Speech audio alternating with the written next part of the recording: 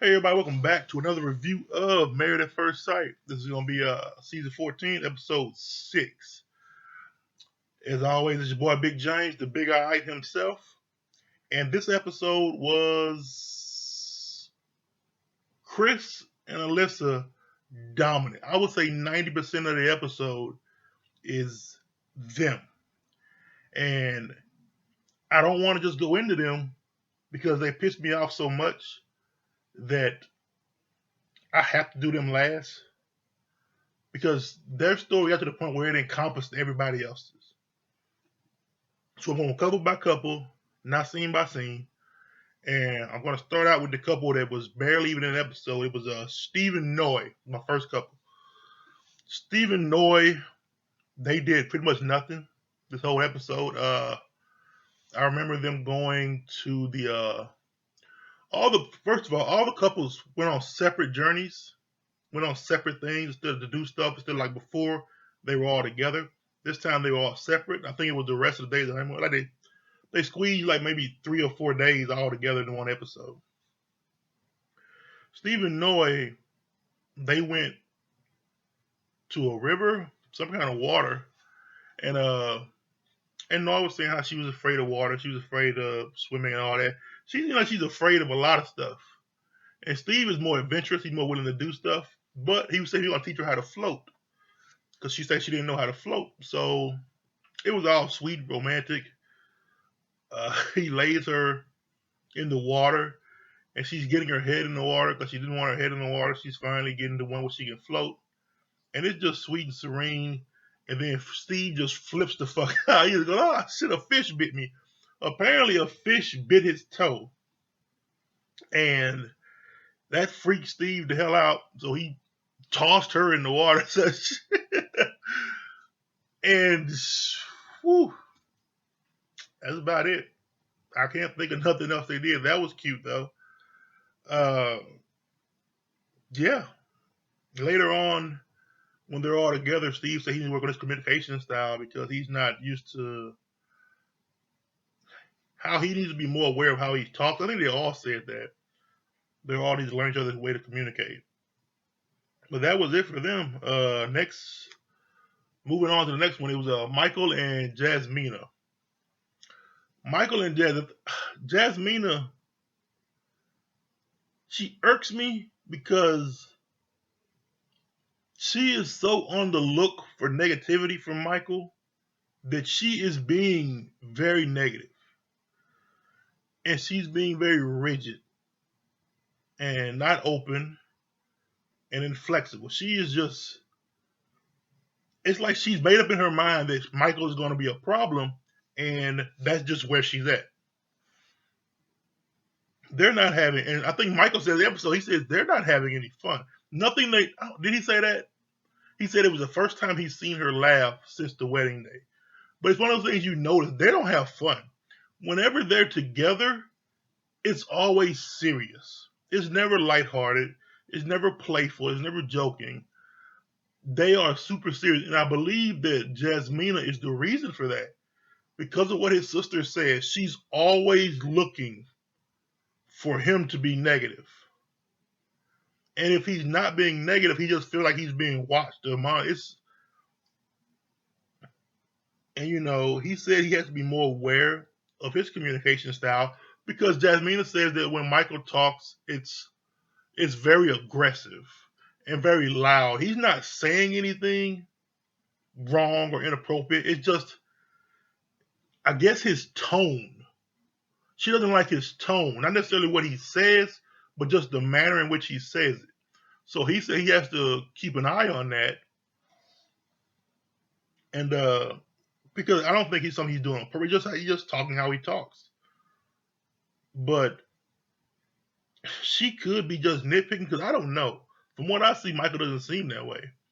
But it could be she's cautious because maybe when the camera's around, he's one way, and when they're not around, he's another way. So you never know. Uh, they were in the rainforest, just playing in the water on the rocks and stuff, and it's cute, it's sweet. Like I like seeing them together, and she's so tall, and he's not that tall. I think she's taller than him, but I think when the expert she asked for a guy taller, so she might not be attracted to him, but still trying to make it work. It could be a lot of stuff going on. I'm keeping an eye on Michael and Jasmina because I don't necessarily know exactly what's up with those two. But I think Jasmina might be the issue in that couple because it seems almost like she's made her mind up. Our next couple is Olajuwon and Katina. I'm doing this pretty fast because there was not a lot going on with the other couples. So Olajuwon and Katina. Now, Olajuwon pisses me off. He pisses me off because he says a lot of the right stuff and he does a lot of the wrong stuff.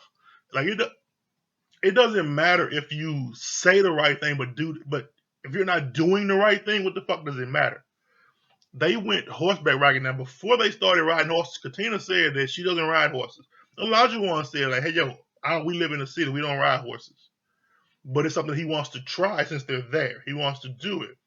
Now, he said he was scared of horses. She said she's scared of horses. And she asked specifically for the calm horse, the slow horse. The horse that doesn't do anything. She's like, I want that horse, the gentle horse. And so they're horseback riding, and Katina is going slow. She's nervous. She's jittery. And Olajuwon is like, he's completely ignoring what she's saying. And not only is he ignoring what she's saying, he's telling her, no, don't do that. Do what I say. You know, he wants to go fast. And she's like, no, I don't want to do that. Slow down. Because her horse just the lady said her horse is just going to follow the other horse. So whatever Olajuwon is doing with his horse, Katina's horse is just going to follow that horse. So the faster he goes, her horse speeds up. And he's hanging on pretty better, but she's having a hard time. Instead of him like not being selfish, I said he was selfish, not being selfish and taking her into consideration. He's like, I'm gonna just do what I want to do, and you just keep up. Or come on, he's like, I'm pushing her, make her move, or make her try new things. She doesn't want to do it, or she's trying to do it, but let her do it at her pace. He just didn't care. And you could tell there was a point where Katina said, like, I understand what you're doing, but you're about to piss me off. I'm about to go the fuck off on you. And I think he started to realize that he wasn't pushing her, he was pissing her off. He was making her mad. Because it wasn't fun to her. It could have been fun, it could have been sweet, but you got super serious about it. There's something wrong with him. He said he had ADHD, so maybe that's why he's so inattentive and doesn't like notice stuff, or he's just so focused on himself. I think he's just selfish. He's focused on himself, and he just ignores those around him. And now that he has a wife, he's doing that, and I don't think that's the right thing to do. You can't just, especially when she's right there asking for help, and you're like, fuck all that. I'm doing this. You need to just catch up. That's shitty husband right there. Just being an asshole. And he said his confession, like, he just pushing her. And I hate that she said, I want you to push me, because he's just taking it overboard. And he said later on he needs to learn patience. And because he realized later on that what he was doing was kind of being an asshole. That, he wasn't thinking about her. He was just worrying about his own adventure. He wanted to have fun and do this thing. And he said, he needs to learn to be more patient, to take her into consideration and not be so self-centered and so selfish. I don't think he's going to do that. I think he's going to just do whatever he wants to and then apologize later. Because that's what he's been doing. He's been doing what he wants to do and be like, well, I just apologize. Just apologize later or say, oh, I learned from that. I don't think he did. I really don't. I think that's it's going to be his whole routine, his whole game. He just do what he wants, get what he wants, and be like, oh, I deal with the consequences later. Next is Mark and Lindsay. Oh, Mark and Lindsay. They were complicated, but they were sweet, though. There's nothing bad happened. Nothing bad. Well, a lot of bad, but nothing bad. It starts out with them apologizing, with Mark and Lindsay talking in the lobby after the whole romantic dinner blow up from last time. And Lindsay, when she's sober, she's very articulate. She's very expressive. She can say how she feels and what she's thinking. And Mark can just stand there like a goof and be like, okay, yeah, I'm sorry for what I did. So she can express what she wants and how she feels and how she thinks very easily. They go back up to the room because she was like, oh, sleep in the lobby or whatever. And she said that the problem is that Mark's landlord / mother figure, I don't know what that means, godmother or whatever. I don't know what mother figure means, especially when your mama's alive. Like his mom's still alive. So how is she your mother figure and you have a mother? I don't know. He just might well just say godmother or mother-in-law, something like just some other name besides mother figure, whatever. She keeps calling, and they showed a montage of her just calling all the time. Like during the day when they're in bed, she's just taking away Mark so he's not spending any time with Lindsay. So that's pissing Lindsay off. And she's calling to tell him, there's a bed bug infestation. Now I don't know if he lives in a house or in an apartment. I think he said he has a landlord. It must be no, it could be a house. Or it could be an apartment. But whatever they say, bed bugs and broke out. It's all over the fucking place. So he has to deal with the bed bugs. And she does a new lease. She says there's a new lease for your place and no cats, no pets. And she knew that they were going to have 5 cats. So she was like, she did up a new lease, sent it to him to sign, and like, okay, you're being evicted. So he's been on his honeymoon for a week. And this week he's had a bed bug outbreak in his house, in his apartment, or whatever he says there. He has the landlord keeps fucking with him. He has a new lease that just came out that says no cats are allowed, and since you got cats, you're evicted. So he's gonna come back from the honeymoon with nowhere to stay, all his shit infested with bugs, and a fucking landlord who's apparently jealous and upset. I don't understand that. But Lindsay said, you know what? We'll deal with the bugs later. Just move in with me. And I was like, no, you should probably deal with the fucking bed bugs now. Don't bring shit from your house to my place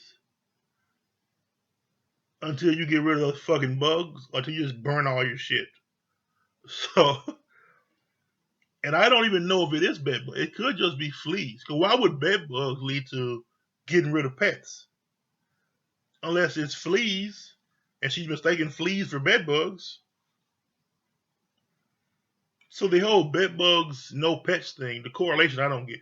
Bed bugs can travel on pets, but I don't get it. So that shit happened. And Mark, when Lindsay said that, Mark is gonna stay with her, he was kind of hesitant on it because he said, a week ago, he wasn't married. He hadn't consummated his marriage. He hadn't been on a honeymoon. He hadn't met Lindsay. And, he still had his apartment. He still had his pet. He still had everything. And now, in a week, he's got none of that. He's got a new wife. And he's got to find somewhere new to live. He's going to move in with her. And Lindsay was like, it's a dry run. So it's been a lot of shit happening at once for Mark. And Mark, he seems overwhelmed, but he seems that way all the time. But it seems like he's just taking it in stride. But he seemed like he was a little, like, well, I'm going to see how this goes with Lindsay, Like he wasn't too comfortable moving in with her, but he literally has nowhere else to go. So he's got to do that. And, she's happy about it. He's happy about it. She's like, what's up with this fucking landlord? Why is she calling you all the time for everything? And why is she evicting you because you got married? Like, it was so much bullshit. It was, it's some facts missing from that whole story. I don't want to guess at what they is, but it's some shit that's not being told about goddamn Mark and his landlord. And I think for now that's it with them. Chris and Alyssa, the goddamn main event. Now, I thought it was weird that the experts said, because who was it, Pastor Cal? I think that's who it was. He said that they're paying attention to Alyssa because Alyssa is not participating in any of the activities or doing any of the stuff that you're supposed to do to bring you closer to your spouse, to get to know them better, spend time together. She's not doing any of that. All we've seen her do with Chris is the paddleboard thing. And she only did that because that's something she probably just wanted to do anyway because she knew how to do it. So they're saying that she's not doing anything with him. And so you see her come out there with Chris, let's play tennis. And she's got on like flip-flops. You're not going to play anything in flip-flops. And he said something about her shoes. And so she wasn't doing anything. She didn't want to do it. And they sit down and talk, and she asks him about the apartment. Because they're leaving. She said, we're leaving tomorrow to go back to the shared apartment. What do you want to do? And Chris basically said that I'm going to the apartment. Well, she was like, well, I'm not happy with this, and you're not happy with this. We should figure something out so we can both have this experience. And Chris was like, I'm going to go live in an apartment. She's like, well, why would you just make that decision without talking to me? She said, I would like to live in the apartment. And Chris said, you're more than welcome. You absolutely can come stay in the apartment. I'm going to be in that bitch too. She flips the fuck out, goes to talk to the goddamn producers, complaining about this man, saying that, she doesn't like him. She said she hates him. She straight up said, I hate him. She is disrespectful, not nice, and she swears she's a nice person. She's not nice. She talks about his hand gestures, and all he was doing was just pointing like, yeah, we up on this floor here, where we can see the water and all this. And she's like, oh, he's so aggressive. All her shit that she says pisses me off. She says he's aggressive, he's disrespectful, he's mean. She says all these trigger words. She's uncomfortable. He's done nothing to her.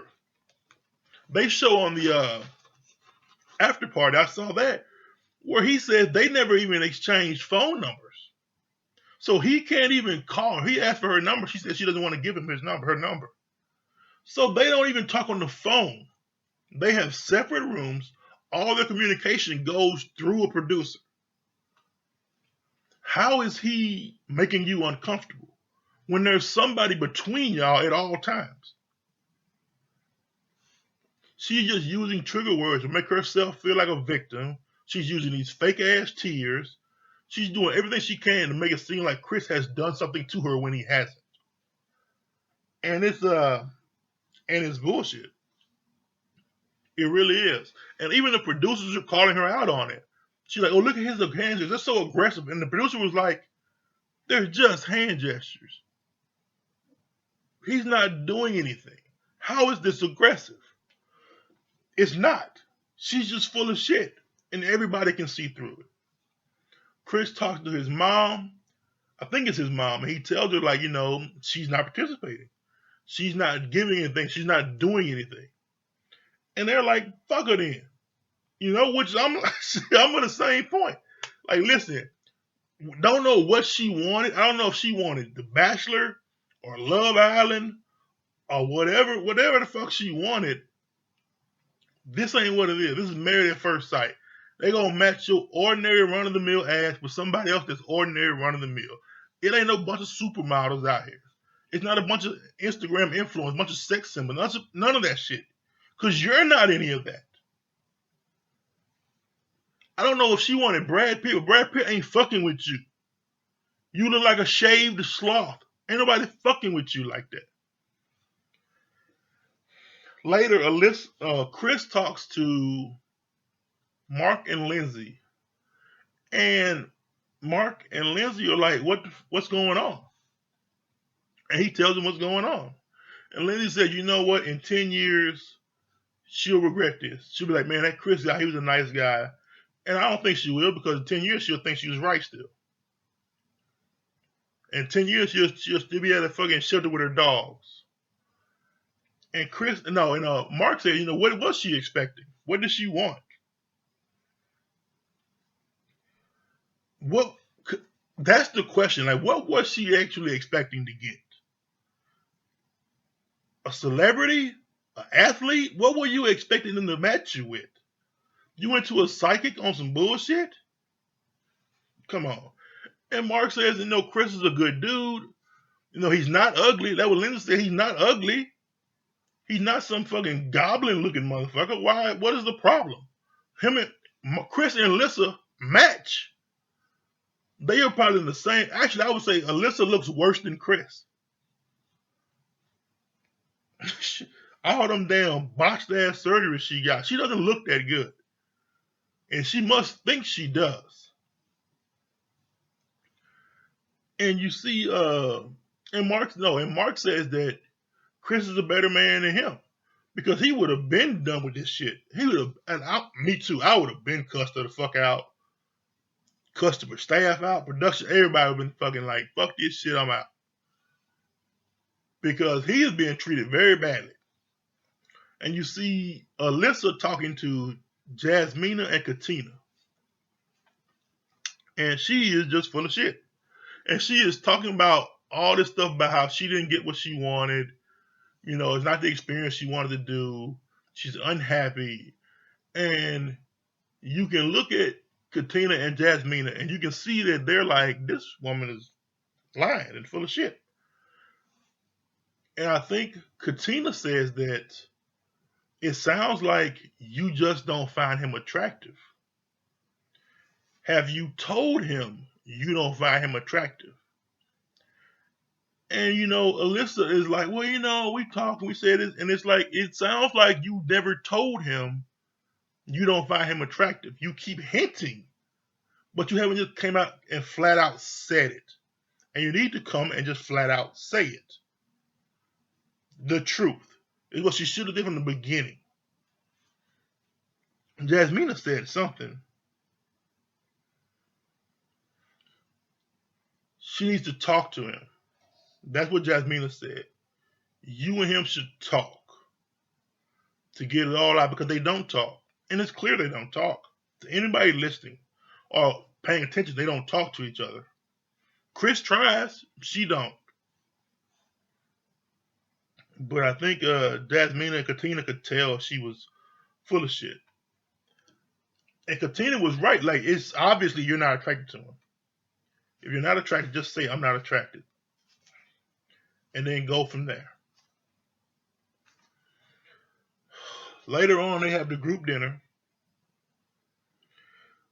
Chris says he wants kids. Alyssa says nothing. Noi asks, asks Alyssa, hey, what are you guys going to do about the whole apartment situation? Now, Alyssa says some shit that she just came up on her own. She said, well, she wants to split the apartment, where like the first half, Chris stays in it by himself, and the second half, Alyssa will be in it by herself because she still wants to be around, still wants to participate, still wants to hang with the girls.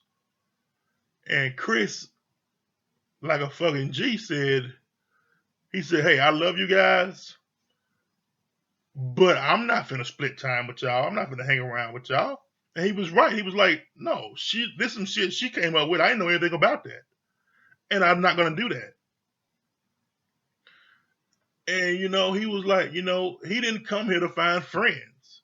He didn't come here he can't say, I came here to find a wife. This is what it was for. It wasn't for experiences or group hangs. The truth. He's not going to split time with the group like divorced parents. That's what he said. Like divorced parents. And Alyssa said, this is the problem. Chris won't compromise. He won't work with her. And it's like there's nothing to work with. Chris told her, like, you're either in or you're out. I need to know if you're in or you're out. We're not going to split this shit. No. And Chris said something that I thought was the stupidest thing ever. He said that he just wants something from her. He said, if you give 1%, I'll give 100%. Just try. Because so far, Alyssa has not tried. And Alyssa just starts lying. She says, it's not her fault. She's a good person.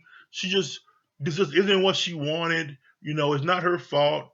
She was complaining to the producers about, where are the experts? They need to answer for what they did. Why did they do this to us? What did I do to deserve this? And the producer was like, well, did you call the experts? She was like, no, I hate them. I don't want to talk to them. Well, make up your fucking mind. I'm not expressing it enough, but she bitched the whole episode about Chris. And Chris has not said boo about this girl. Nothing. He just wants to know what the fuck is going on. And he is giving her ample opportunity and chances to fucking say something. Because Mark told him when they were talking, it sounds like she's not attracted to you. Has she said, I'm not attracted to you? And Chris says no. But I can tell by her actions that there's something there, that there's something going on. But she hasn't said anything, and I'm giving her chances to say how she feels and what she thinks, and she's not doing it. And you can see through the whole show, he's giving her chances to say, I'm not attracted to you. Why do I have such a hard time saying attracted? Attracted. I keep fucking that word up. I know y'all didn't caught it. I keep fucking it up. She just won't say it. It's like she doesn't want to say she's out, she's done, it's over. For whatever reason. And he keeps giving her a chance because he's not done. He's not going to be done till she admits she's done. Then he's like, okay, I can stop trying. Because he's going to the apartment, and if she shows up, then oh well, he's going to be there. And the whole time, Alyssa is just bullshitting. You see Lindsay is just struggling to hold her tongue. You see, if you look, because they're all at a table. They're all at this fucking table. And she's just talking out her ass. And everybody is just looking at her, they looking upside her damn head, like my mama used to say. They just looking upside her head. Like, what is you talking about? Because it's nonsense and everybody can see it. Everybody hears it. And Lindsay is like holding in her laughter and says, I need a drink. And Alyssa gets mad, like, don't do that. Don't do that while I'm talking. Just don't. And Lindsay was like, I haven't done anything. She said, I'm just holding on to Mark's hand. And it's just, and she says that, she wants to be able, because of what she's going through the process, she wants to be in activities, to hang out with the girls, do stuff like that. What have you done? Do you mean the audition process? That don't count. The damn marriage counts. And you're not doing that, but you still want to hang out like it's a fucking college dorm with all the girls? First of all, because I love these girls, none of them like you. Lindsay don't. I don't think Katina does. Jasmina seems like she does, and I think Noi is just indifferent to your ass. So, do they want to hang out with you? All these married women and your single ass? A producer told her it's married at first sight, not single at first sight. What do you want to do? And she just, nothing.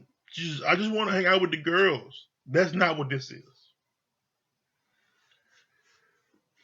And she says she doesn't want to talk about it with Chris in a group setting. And Jasmina, she gets in, and I understand Jasmina's feeling when she said, you know what? She said she wanted to talk earlier, but this isn't the right time. So maybe y'all should do talk in private. I understand where Jasmina's coming from, but she doesn't see what we see. There is no talk in private. The only time they're even around each other is in group settings.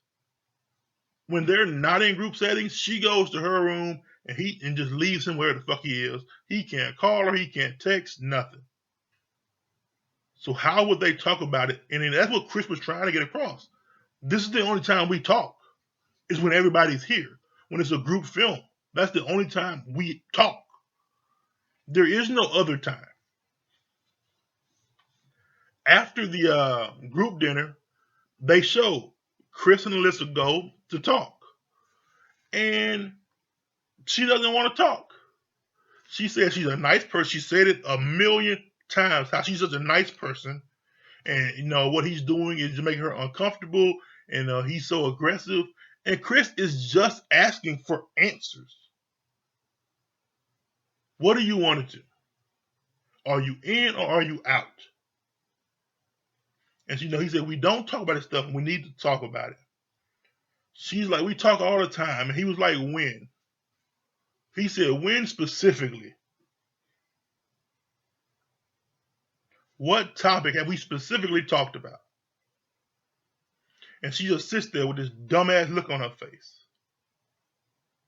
And like, I'm just not mentally available to talk about that right now. Whenever he wants to talk to her, she's mentally unavailable. Because she's lying. And she can't think of the lie. And then she turns and gets pissed at producer saying, like, I don't want to be portrayed bad. She said that the whole episode. I'm completely undercutting how often she went on a rant with the producers about how she was being portrayed. How she's just a nice person. And she doesn't want to look bad on TV like she's not a nice person. You are not a nice person. Regardless of everything you say, from what we can see how you treat another person, you're not a nice person. She's full of shit and crazy. And she is an asshole. She's not talking to him. She's not participating. She's not doing anything. Chris is right. If I'm a Chris, I'm going to that fucking apartment and I'm going to be in that bitch. If you want to come, fine. If you don't, don't. But this is where I'm going to be at. And it's going to make her mad.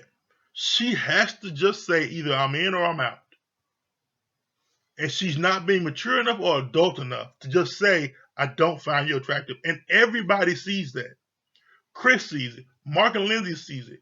Katina and Jasmina see it. Michael, Elijah, Stephen, everybody sees she is not attracted to him. She won't just say, I'm not attracted to you.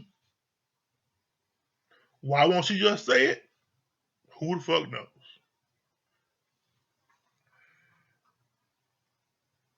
That was it with them. That was it with the episode. I'm going to add this point here. She doesn't know how she's coming across. And I know she don't.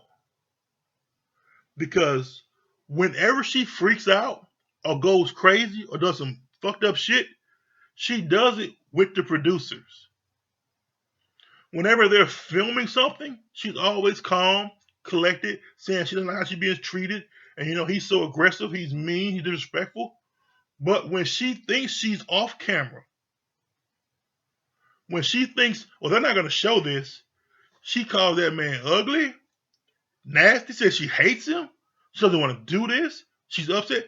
All of her nasty shit that we're seeing, she has done away from what they're like filming. She does it behind the scene with the camera people, the mic guy, the producers. She never thought they would show that. On the tennis court, she flips out with the producers. At the dinner, she flips out with the producers. In the live when they're talking, she flips out with the producers. Because she's thinking, they're not going to show this. I'm behind the camera. I'm on this side, making an ass of myself. They'll never show that. Because when I'm in front of the camera, when we're filming something, I'm just sweet and nice. And so demure and just so, it's just, I just don't know. He's so aggressive. And I don't like that. But when she gets up and walks behind the camera to where the producers are at, oh, God, I hate him. Oh, he's so disgusting. I don't want to be around him. She is doing that unaware. They're filming that too. They filmed the charade and then they filmed the truth. So she had no idea that all of that shit will be shown. Because I'm just now seeing that. When she has her meltdowns, it's away from whatever is going on. Even in the last episode, when she was sitting in the bar with the producer, what they were filming was Chris scuba diving with the fishes and shit. That's what they were filming. She didn't know they were also filming her sitting in a bar with a producer and just bitch and moan and talk shit about this man. She didn't know they're going to show that. This is behind the scenes stuff. They won't get seen. Oh no, that's the main event. They're showing that. I'm positive that she did not know this is what was going to come across. I'm pretty sure all of this shit is a surprise to her. She thought she was going to be a hero, this nice, sweet girl. People see her going to come save her. No. And I'm glad they did. Because if they only went with what was in front, Chris would look like an asshole. You would think he was doing something to her. But by them showing the behind the scenes stuff, the off camera stuff, you realize, oh no, Chris ain't did shit. And you see on the after party, she's doing a lot of stuff with a lawyer. I don't know if she wanted to sue or whatever, but they hedged their bets by showing just how she was acting. They didn't put her in any dangerous situation. They didn't put her with nobody violent or aggressive. The aggressive person was her. The unstable person was her. So on the after party, Chris talks about how she had a lawyer around or calling her lawyer all the time. Oh yeah, she probably wanted to sue. She gonna be like, oh, I didn't get the person I wanted, and they put me with this dangerous guy who was always so aggressive and mean to me.